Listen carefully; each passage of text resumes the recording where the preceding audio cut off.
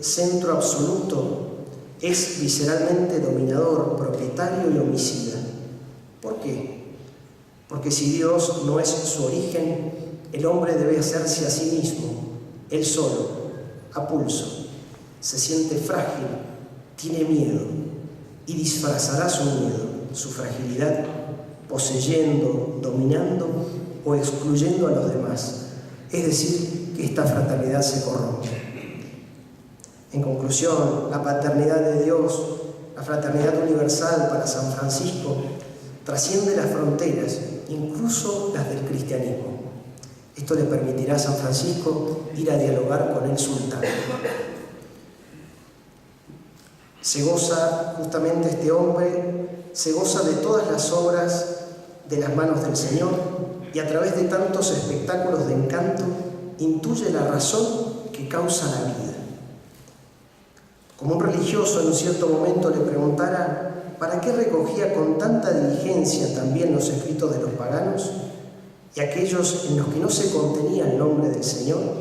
Él respondió: Hijo mío, porque en ellos hay letras con las que se corrompe el gloriosísimo nombre de Dios. Con las que se compone el gloriosísimo nombre de Dios. Lo bueno que hay en ellos no pertenece a los paganos ni a otros hombres, sino solo a Dios, de quien es todo bien. Por eso podemos entender por qué San Francisco va a dialogar con el sultán en Damieta. No me voy a detener mucho a explicar para no hacer tan extensa esta compartida, pero San Francisco podemos decir que trasciende fronteras. Y justamente lo que Fray Mamerto Esquiú también hace. La simplicidad para la espiritualidad franciscana tiene que ver con la sabiduría y la sabiduría que proviene de Dios.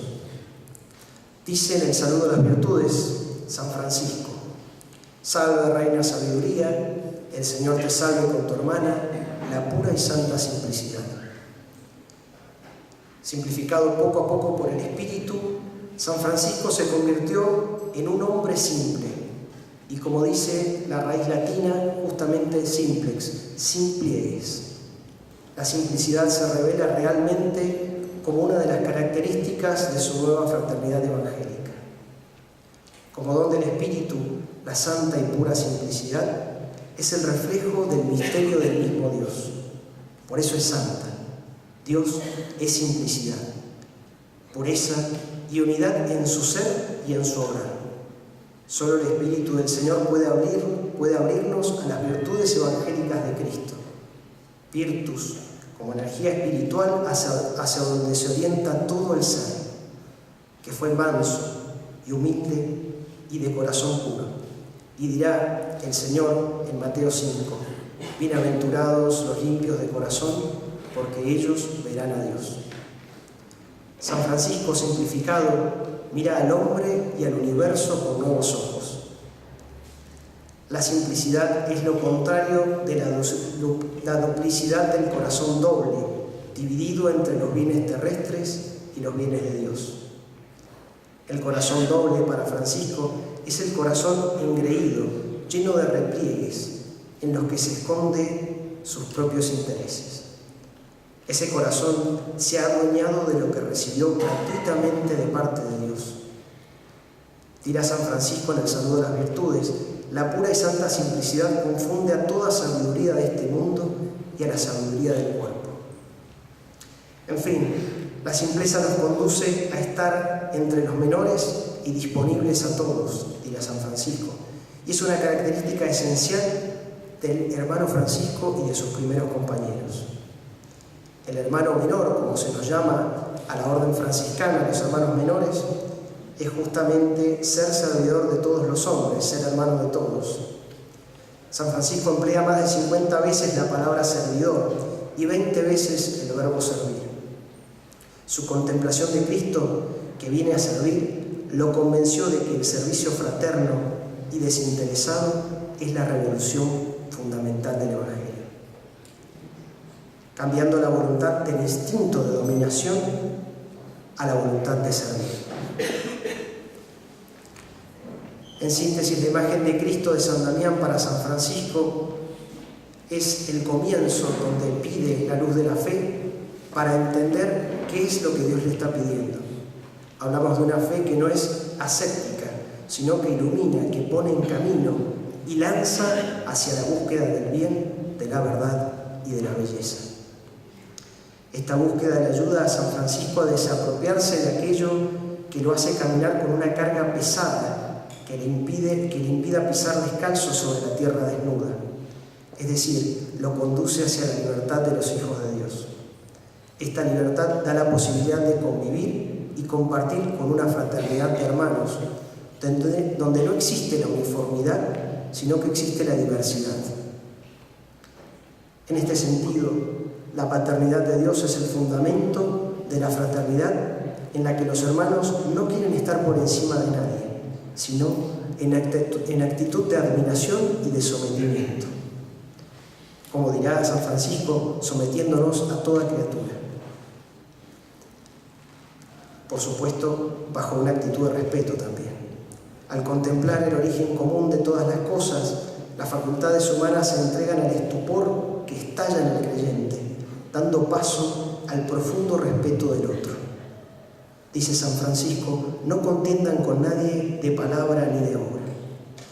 Por último, la simpleza es una categoría que para San Francisco no es una cuestión meramente racional, sino que es un atributo de Dios, por lo que la vida misma toma una dimensión vital, es decir, sus gestos y sus palabras se van transformando y se van asimilando y se van pareciendo a los del Maestro, dando paso a una vida sabia.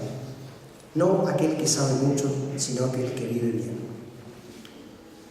Nuestro hermano Fray Mamerto Esquiú, de más está decir, las notas que hemos tomado de la vida de San Francisco se encuentran en la vida y en la personalidad de Fray Mamerto Esquiú como notas distintivas de su espiritualidad. Y que por supuesto hay algunas más, pero como buen hijo de San Francisco no podemos ignorar estas que vamos a compartir.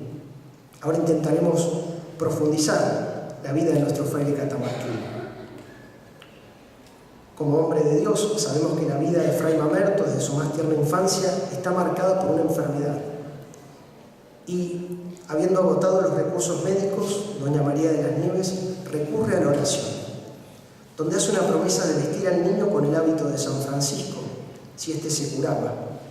Aquí podemos decir que la vida de nuestro hermano venerable estará marcada en adelante por una vida de profundo agradecimiento y búsqueda de la voluntad de Dios. Posteriormente, en el silencio del convento y a la escucha de la palabra de Dios, consolidó su fe en el Dios que ama y que da nueva vida. Esto se ve reflejado en la fuerza y belleza no solo de sus palabras, sino también de sus obras. Poco a poco fueron apareciendo sus virtudes como religioso, como docente y posteriormente como periodista. El Fray Mamerto Esquiú, el hombre de fe que aparece en sus memorias, nos cuenta el deseo de seguir más de cerca las huellas del Maestro, nuestro Señor. Por este motivo, cuando viaja a Tierra Santa, dice: cuando veo las cúpulas y las murallas de Jerusalén, pido que pare el carricoche, ya en las calles de esa nueva población me bajo y beso la misteriosa tierra que por un inmenso beneficio de la inmensa misericordia recibe a un gran pecador. Y acá está la clave, yo creo, del hombre de fe. Aquel que contempla y que quiere seguir al Señor también tiene conciencia de su pecado y sus límites. Yo creo que tantos años de meditación y de silencio que aparecen en este fiel peregrino, teniendo lo más profundo del corazón la conciencia de que el hombre es frágil y las cosas que puede producir o decir son pura gracia de Dios. Por esta razón se llama a sí mismo un gran pecador. Fray Mamerto conoce a Dios más allá de los conceptos o de las palabras, sino que conoce a Dios por experiencia y sabe que el Dios eterno, el Padre de las luces, el que nos hace hermanos, es justamente el que nos da la posibilidad de descubrir nuestro origen común más allá de las diferencias. Por otro lado, el Señor que nos hace hermanos, es importante meternos en el contexto de la vida y el quehacer de Fray Mamerto. Los vaivenes políticos del siglo XIX generaron vaivenes en la vida de los conventos, no solo los franciscanos, sino en todas las órdenes religiosas del país. Por ejemplo, en 1822 la ley Rivadavia suprimió la autoridad religiosa a cada orden, es decir, que se suplantaba el provincial por una autoridad religiosa, pero que de algún modo estaba subordinada al nuevo gobierno, abriendo esto una secularización enorme en los religiosos, porque los conventos debían tener un máximo de 30 religiosos y como mínimo 16. Si la comunidad no contaba con esa cantidad, el convento quedaba suprimido y los bienes pasaban al poder civil.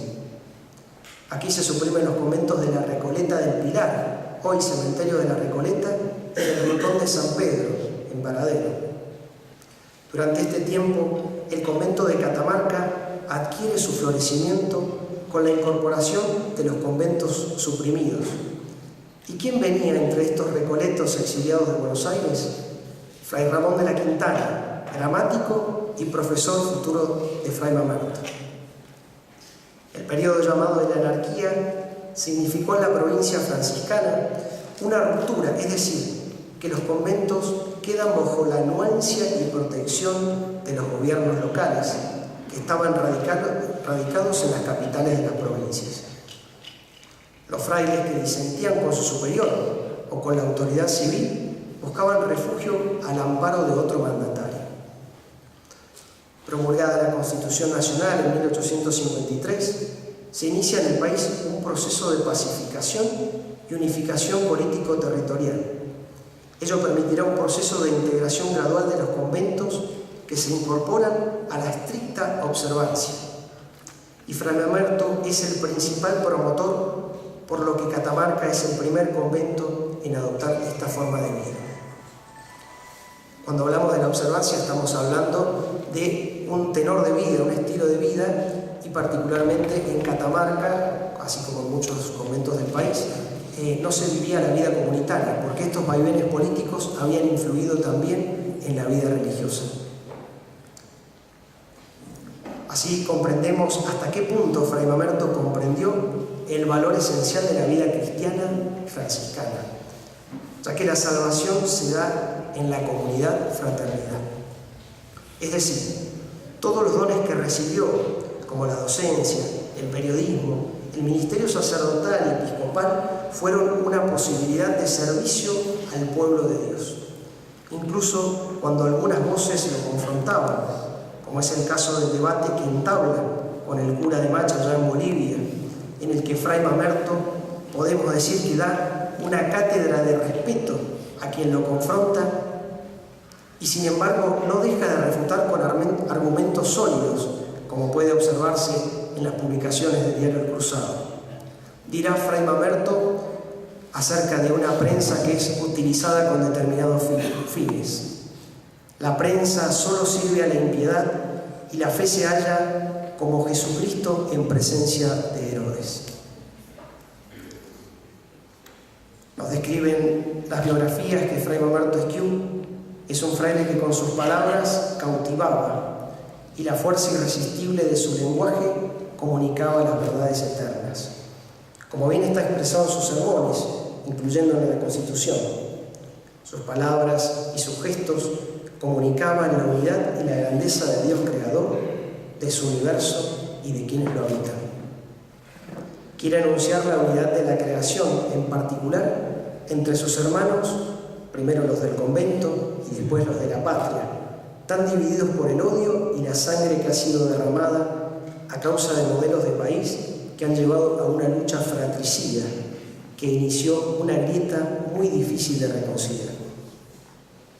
Fray Mamerto, como lo expresó en su sermón del 9 de julio de 1853, presenta a la Argentina dentro del plan de salvación y grita como profeta en medio del desierto: nunca más muerte a causa de distintas perspectivas, ya que él mismo ha sido testigo de la muerte de muchos de sus comprovincianos, incluido el mismo gobernador. Hacemos referencia a la batalla de Catamarca en el año 1841. El clamor por un mundo sin odios sin guerras e injusticias, será uno de los principales temas, sin caer en polarizaciones que hagan perder la paz. Sus palabras fueron un bálsamo que necesitaba nuestro pueblo sediento de paz y de justicia, invitando a todos a trabajar por la patria. Sin embargo, el hombre de Dios no se conforma con las glorias pasadas y busca en su interior la fuerza divina que brota y se expresa de modos muy diversos, como es en el caso de nuestro fraile, que siempre busca profundizar las huellas de nuestro Señor Jesucristo, que lo invita a buscar nuevos destinos, como es el caso del viaje a Tarija en 1862. O cuando es obispo de Córdoba, no queda aferrado a su sede, sino que recorre los parajes más inhóspitos de la diócesis. Y aquí me permito contarles una anécdota, porque hubo una hoja que no se imprimió, pero que bueno, recuerdo muy bien. Preparando junto a Gastón Herrera, representante de todo lo que es difusión, prensa del Colegio de la Quintana, trabajábamos sobre los viajes de Esquiú y veíamos los recorridos y los lugares que iba recorriendo Fray Mamerto Esquiú uno por uno y trazando puntos, ¿no? Desde aquí, desde Catamarca, por todos los lugares de Catamarca, por Bolivia, por Perú, por Ecuador, por Chile, por Europa, y decíamos lo que recorrió este hombre. Y lo que nos llamaba la atención era que justamente paraba o predicaba en parajes donde no hay más de 10 casas. Hoy mirando con el Google Maps, mirás que no hay más de 10 casas y decís, ¿cómo fue a predicar una novena o una cuaresma en este pueblo? Por ejemplo, Tupiza, Bolivia, o así otros pueblos más que mismo en Argentina o en la provincia de Córdoba, donde recorrió, donde iba, donde se quedaba, y no solo iba como obispo también, sino que ayudaba al cura párroco. Y cuento una anécdota muy bonita, y termino con esto, donde el cura párroco, en ese momento estaba en Belville, cuenta que Fray Mamerto Esquiú se quedó 3 meses con él en la parroquia, y le ayudaba con hacer las actas de bautismo, las actas de casamiento, los certificados de confirmación, y él se sacaba el pectoral, se sacaba el solideo y el anillo y se ponía a hacer todos estos documentos. Entonces un día viene un hombre, un campesino, entra y dice, vengo a ver al obispo. Se ve que este campesino venía muy lejos y Fray Mamerto le dice, venga, siéntese, cuénteme, ¿de dónde viene? ¿Usted con quién vive? ¿Está casado? ¿Tiene hijos? Entonces le empieza a hacer un montón de preguntas a Fray Mamerto y el hombre dice, pero vengo a ver al obispo, por favor, llámelo. Entonces Fray Mamerto dice, bueno, con él está hablando. Y creo que esta es una de las claves de su simpleza también, ¿no? Como hombre de Dios, en donde de algún modo la sede episcopal o el ministerio episcopal no hizo que perdiera su calidad humana de recibir a un hombre del campo, según termina esta anécdota, donde terminan abrazados los dos. El hombre del campo termina llorando, abrazado a su cuello, y creo que es una de las notas fundamentales de un Fray Mamerto que justamente no se la creyó siendo obispo tampoco, sino que de algún modo siguió siendo aquel vecino humilde de Piedra Blanca, de aquí de la ciudad de Catamarca, y donde estuvo fue el mismo, ¿no? Un hombre sin doblez, sin arrugas.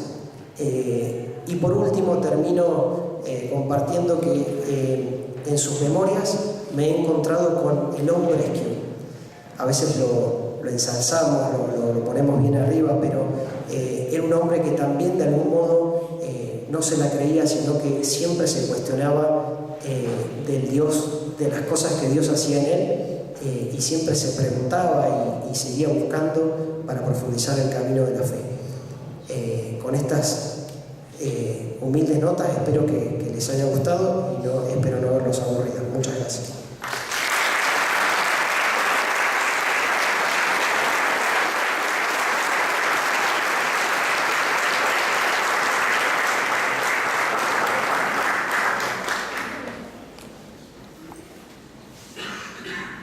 Buenas noches para todos. Buenas noches para todos. Bien, desde hace 16 años que este cuadrito me acompaña a todos lados. Allá en San Antonio, en la casa de don Antonio Tito Herrera, ya fallecido, presidente de la Comisión de Beatificación del Padre Esquiú. Hacía tiempo que yo trabajaba en forma individual para difundir la vida, la importancia del venerable Esquiú. Y en uno de esos viajes nos hemos juntado con estas personas, la mayoría de ellas mayores, y me sumé a ellos durante 5 o 6 años a trabajar. Y este cuadrito, Miguel Varela, el vicepresidente de la comisión, tenía estas láminas que nos había traído el vicepostulador, Fray Jorge Martínez, y con estas maderitas que hizo Miguel, recuerdo que una siesta de sábado donde nos juntábamos a hacer empanadas, porque con eso nos solventábamos para nuestras estampitas, para nuestros folletos. Ahí con don Napoleón Andrónico Colque hicimos este cuadrito, entonces para mí tiene un significado especial y hace más de 16 años que me acompaña. Yo he nacido en San Antonio, departamento Fray Norberto Esquiú, a escasos 2,5 kilómetros de la casa natal. Por lo tanto, en nuestras escuelas, en la escuela primaria 264 de San Antonio, nuestras maestras, pero especialmente en mi casa, yo aún conservo ahí como un tesoro un libro del padre Luis Cano de 1967, una edición. Ahora lo tengo ahí con hojas amarillas y lo conservo como un tesoro, porque allá mi madre en aquellas tardes cálidas de verano, en aquellas noches frías de invierno, muchas veces a la luz de la vela, yo prácticamente aprendí a leer en un libro del padre Cano que relataba la vida de Fray Norberto Esquiú.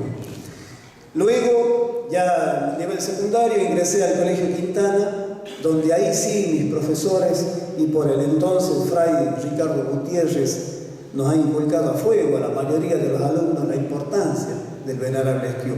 Y cuento esto porque me parece que ese es el camino que nosotros como educadores, como comunicadores sociales, pero especialmente como padres, como madres, debemos seguir. Porque si nosotros queremos sembrar, poner a Esquiú en la conciencia y en los corazones de todos los catamarqueños, debemos empezar por la niñez, empezar a nuestros niños a hablarles, retirarles un poco la televisión, el celular y darles un folleto, un libro, una revista que hable del padre Esquiú.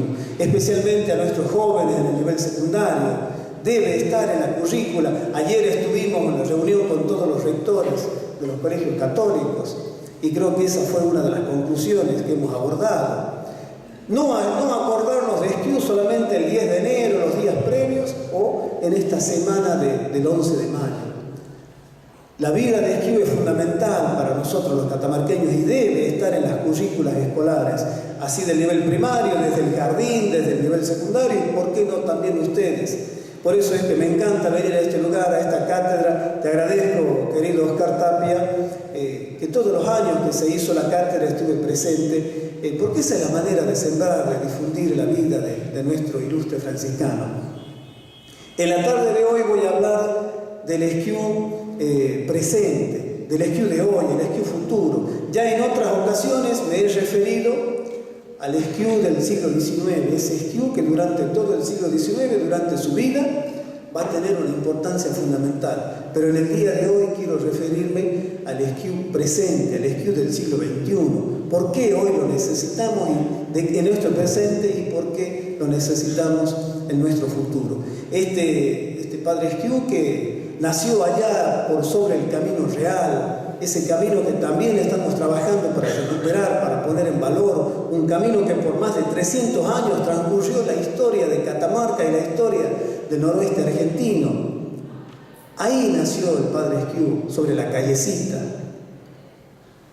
Y ahí en esas escuelas de primeras letras, prácticamente de existencia paupérrima, ya en las primeras décadas del siglo XIX, va a ser sus primeras letras frente a la escuela donde hoy está el polvorín ya caído, ya derruido.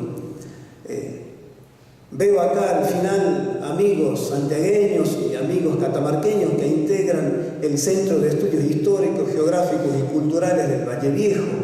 Los chacareros tenemos una historia tan rica que nos hemos propuesto rescatar, difundir, valorar y concientizar a toda la población catamarqueña de la enorme importancia.